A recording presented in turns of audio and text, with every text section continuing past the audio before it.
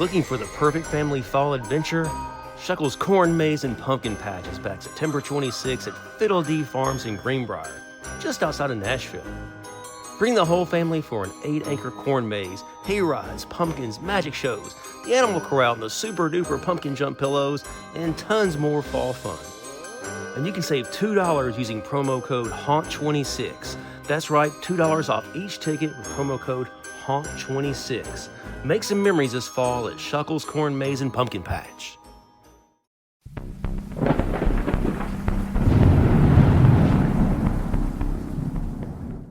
There are cemeteries that feel like places of remembrance. And then there are cemeteries where the past seems unwilling to remain buried. In Huntsville, Alabama, there's a sprawling old burial ground filled with governors, soldiers, pioneers, forgotten graves, and stories that have been passed down for generations. There is a story of a 19-year-old bride who was accidentally poisoned just before her wedding, only to exchange her vows from her deathbed. There's a legend that she was buried in her wedding dress, sitting upright in a rocking chair, and then hidden behind the cemetery, pressed against the walls of an old limestone quarry. There's a playground where visitors claim the swings move by themselves, and the laughter of children can sometimes be heard when no children are there. Tonight we're heading to Huntsville, Alabama to explore the history and legends of Maple Hill Cemetery. I'm Allen Sircy, the American Haunted Historian, and this is Southern Ghost Stories. In the heart of modern-day Huntsville sits more than 100 acres of Alabama history. Maple Hill Cemetery was established in 1822, only a few years after Huntsville was officially incorporated. Today, it's the oldest and largest cemetery in the city. But when the cemetery was first laid out, it wasn't in the middle of Huntsville. It was the outskirts. The original burial ground occupied land that served as a potter's field, a place where poor, unknown, and unclaimed could be buried. Huntsville was still pretty small, and the cemetery sat beyond much of the activity of the growing town. Then Huntsville grew. Homes appeared. Streets stretched outward. Neighborhoods expanded. And slowly, the city surrounded the cemetery. Generation after generation of Huntsville residents were buried here. Pioneers and politicians were laid to rest among ordinary citizens. The cemetery eventually became the final resting place of people whose lives represented nearly every chapter of Huntsville's colorful history. The antebellum South, the Civil War, Reconstruction, the transformation of Huntsville from a relatively small southern town into the city it is today. Confederate soldiers were buried here. So were Union sympathizers and former slaves. Walk among the monuments and you'll find everything from modest weathered headstones to elaborate statues, towering monuments, and mausoleums constructed for some of Huntsville's wealthiest families. Among those buried at Maple Hill is Thomas Bibb. He was Alabama's second governor. Nearby rests Leroy Pope, a wealthy planter and businessman whose influence on early Huntsville was so significant that he became known as the father of Huntsville. But some of those people buried at Maple Hill have no monument at all. No elaborate mausoleum, no headstone, not even a name carved into a piece of stone. According to local lore, the cemetery contains thousands of unmarked graves. Some have been associated with victims of the devastating influenza pandemic of 1918, when disease ripped through Huntsville along the communities across the country. With death coming rapidly, the story goes, some victims were buried hurriedly and their graves were never permanently marked. Over the decades, their exact locations were forgotten. And those forgotten graves eventually became part of Huntsville's most famous ghost stories. And we'll get to that story in a moment. But first, we need to visit one of the old mausoleums at Maple Hill. Because according to legend, somewhere inside sits a young woman in a wedding dress. And if you stand quietly outside her tomb, some say you might hear her rocking. Huntsville in the early 1830s was a much different place. It was a fairly young southern town where wealthy and influential families formed a close social circle.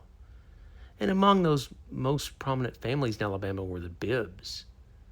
Thomas Bibb had served as governor of Alabama, and his sons William and David were among Huntsville's most eligible young bachelors. They were young, well-connected, and members of the state's most important families. Naturally, people paid attention when the Bibb brothers began courting two young women who happened to be cousins. William Bibb fell in love with Mary Smith Chambers. She was the daughter of a respected politician, Dr. Henry Chambers. David Bibb fell for Mary's cousin, Mary Parrott Betts. And before long, plans were being discussed for something Huntsville society would never forget: a double wedding. The two Bibb brothers would marry the two cousins in what promised to be one of the biggest social events the young community had ever seen. The families began preparing, and among the most important details were the wedding dresses. According to the story, the dresses were ordered from Paris. Weeks passed as everyone waited for them to arrive. Then finally the package came. But there was a problem. Inside was only one dress. It belonged to Mary Chambers. Mary Betts was devastated. Without her gown, plans for the elaborate double wedding began falling apart. But Mary Chambers wasn't willing to postpone her own marriage. She loved William. She had the dress. She intended to marry him. As the wedding approached, however, the stress apparently began to take its toll. Mary became anxious. She was nervous and irritable. Her nanny, a woman who had cared for Mary since childhood, wanted to help. She suggested Mary take some medicine to calm herself and get some much-needed rest. So Mary agreed, and the nanny went to retrieve it. And that's when a simple mistake turned a wedding celebration into a tragedy. Instead of medicine, the nanny accidentally brought Mary a vial of oxalic acid. Mary swallowed it. Almost immediately, she knew something was terribly, terribly wrong. The poison began burning her mouth and her throat, and then her stomach. She was overcome with agonizing pain and began vomiting as her body desperately tried to rid itself of the substance. Her horrified nanny realized what had happened and ran for help. A doctor was summoned to the Chambers home. But there was little he could do. Mary had swallowed a powerful poison, and the damage had already been done. William Bibb came to her side. His bride, the young woman he expected to marry and build a life with, was now lying in bed, gravely ill. And William made a decision. If Mary couldn't walk down the aisle to marry him, then he would bring the wedding to Mary. On February 26, a ceremony took place beside her bed. Mary was far too weak to put on the elaborate wedding dress that traveled all the way from France. Instead, according to the story, the gown was carefully draped across her bed.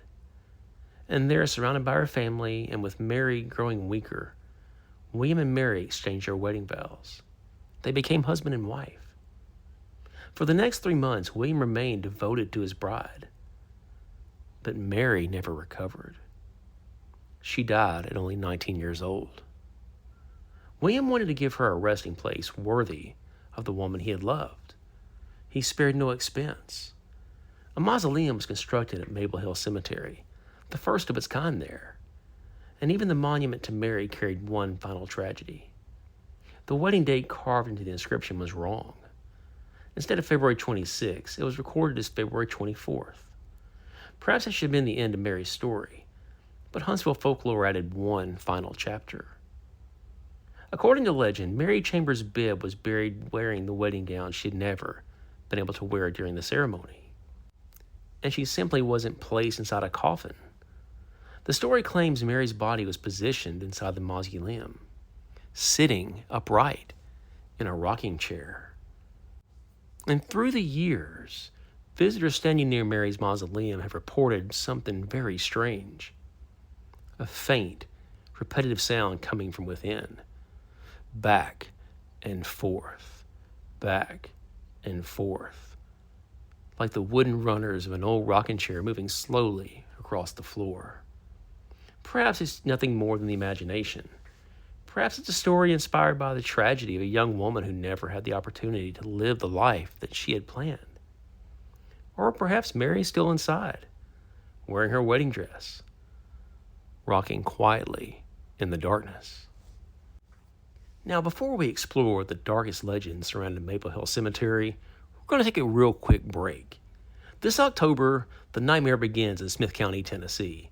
Nightmare Hollow, Smith County's scariest haunted attraction, returns October 2nd for another season of terror. Just a short drive from Nashville, Nightmare Hollow is waiting in the darkness at 160 Marina Lane in Carthage, Tennessee. General admission is only $20, with Fast Pass and VIP options also available. The gates open October 2nd. Are you brave enough to enter Nightmare Hollow? And now, let's get back to Southern Ghost Stories. At the edge of Maple Hill Cemetery, near the towering walls of a limestone quarry, there's a playground. During the day, it might not seem particularly unusual. There are swings, playground equipment, a place where children can just run around and play. But Huntsville residents have given the place another name: the Dead Children's Playground. Exactly how that name originated, it's not really clear, but one of the most persistent stories connected to the playground, it goes with the flu pandemic of 1918. According to local legends, some of the children who died during the pandemic were buried in unmarked graves in or around that part of the cemetery. And over time, their grave markers, if they ever really had any, they disappeared. Their names were forgotten. Eventually, a playground occupied the area, and that's when the ghost stories began. For years, visitors have reported strange things happening there. Some claim to have seen apparitions moving through the playground. Others have heard unexplained noises. But the most famous stories involve the swings. People visiting the playground claim that a swing will sometimes begin moving without anyone touching it. Slowly at first, forward, backward, forward, backward. There's no child sitting in the seat, and there's no wind to explain why it's moving. And yet the swing continues. Some visitors have described more than one swing moving at the same time. And then there are the voices. People have reported standing near the playground and hearing what sounds like children laughing somewhere nearby. Not screaming, not crying. They're laughing. The kind of sound you would expect to hear at any playground on a Sunday afternoon. Except sometimes these reports come when the playground is completely empty. You hear the laughter. You look toward the equipment, and no one's there. For paranormal enthusiasts, the explanation seems obvious. The children buried in forgotten graves beneath or around this part of Maple Hill, they never really left. The playground simply gave them somewhere to play. Of course, there are perfectly ordinary explanations for moving swings and strange sounds. Wind can move playground equipment. Sound can travel considerable distances, particularly at night when the surrounding area is quiet. And once a place has a name like the Dead Children's Playground, every creaking chain and unexpected noise takes a completely different meaning. And that's the interesting thing about folklore. The stories don't necessarily survive because everyone believes them. They survive because they give the place an identity, and Maple Hill Cemetery is a perfect example of that. More than 2 centuries of Huntsville history are buried within these grounds. Governors, soldiers, pioneers' families, people whose names are carved into monuments, and people whose names have disappeared completely. Then there's Mary Chambers Bibb, a 19-year-old woman preparing for what should have been the happiest day of her life. A terrible mistake, a bedside wedding, and a wedding dress she never got to wear to the ceremony. And a mausoleum where visitors still tell stories of a rocking chair moving somewhere beyond those stone walls. At the other end of the cemetery are the forgotten children. No mausoleum, no monument, perhaps not even markers identifying where they were buried. But according to the stories, they haven't been forgotten entirely, because every so often a swing begins to move. And somewhere in the darkness, a child begins to laugh. Maybe it's the wind, could be the imagination, or maybe the dead of Maple Hill Cemetery are simply reminding Huntsville that they're still there. If you enjoyed this episode, check out my book, Ghost Stories and Graveyard Tales, Alabama, where I dive deeper into the haunted history of Alabama. It's available on Kindle. And if you have Kindle Unlimited, you can read it for free. All my books are available for free on Kindle Unlimited. Pistols, Red River, Ghost Stories and Graveyard Tales, New York, The Sausage King, they're all on there. And speaking of books, make sure you head over to Amazon and pick up my latest one, Pistol's Red River. So, speaking of latest books, let's kind of flip the script here. On September 7th, my latest book comes out, Arsenic Anna. I did a podcast, I think it was last week, on that. So it's a story about a serial killer in Cincinnati during the Great Depression. Anna Hahn was the first lady to be executed in Ohio. It's a crazy, crazy story. So, yeah, September 7th, check it out. And if you're looking for the perfect fall family adventure, Shuckle's Corn Maze and Pumpkin Patch is back September 26th at Fiddle Dee Farms in Greenbrier, just outside Nashville. Bring the whole family for an 8-acre corn maze, hay rides, magic shows, a super-duper pumpkin jump pillow, and tons more fall fun. And you can save some money. Get $2 off each ticket when you buy online using promo code HAUNT26. That's right, $2 off each ticket with promo code HAUNT26. Make some memories this fall at Shuckle's Corn Maze and Pumpkin Patch. And also, make sure you leave a review and subscribe to the show. That really helps more than people realize. Have y'all been to Monster City Madhouse yet? The new shirt man's a whole lot of fun, and to be honest, I may or may not have given Ben, the owner of Monster City Madhouse, the idea for the shirt. But anyway, the greatest cryptid tag team of all time has arrived. Straight from the deepest forest of cryptomania comes the Monster Powers, featuring the Yeti and the Bigfoot and an over-the-top tribute to classic 1980s wrestling, monster magazines, and larger-than-life personalities. Packed with colorful retro artwork, outrageous promos, championship gold, and enough cryptid power to shake the woods, this exclusive Monster City Madhouse design is perfect for wrestling fans, cryptid hunters, horror lovers, and anyone who appreciates old-school cartoon mayhem, brother. So, whether you're tracking Bigfoot, searching for the Yeti, or just ready to watch the mega monsters run wild, this shirt was made to stand out. Use promo code SAVE10 to get 10% off your order at MonsterCityMadhouse.com. That's right, MonsterCityMadhouse.com. Use promo code SAVE10, 10% off right off the top. And be sure to like Southern Ghost Stories on Facebook and Instagram. And you can send questions for the Q&As to southernghoststories@gmail.com. You guys know I do a Q&A probably once every 2 months. I look forward to doing another one here in a few weeks. And also, I'll be in Lexington, Kentucky, October 23rd through the 25th for Scarefest. It's one of the biggest horror conventions in the country, man. Lots of big-name celebrities, Eli Roth, Kane Hodder. Every year it gets bigger and badder. I'll be there in the Southern Ghost Stories booth, signing books. I'm also giving a presentation on the history of vampires. They have panels and presentations on Sunday. I'll be doing one on vampires from my new book, Fear and Folklore Vampires, which comes out September 21st. So yeah, new book, Scarefest. October is coming soon, man. It's going to be a whole lot of fun. I'm looking forward to it, but I know once it gets here, it's going to be just crazy every single weekend. So thanks for listening to Southern Ghost Stories. I'm Allen Sircy, and I'll see you guys back in a few days.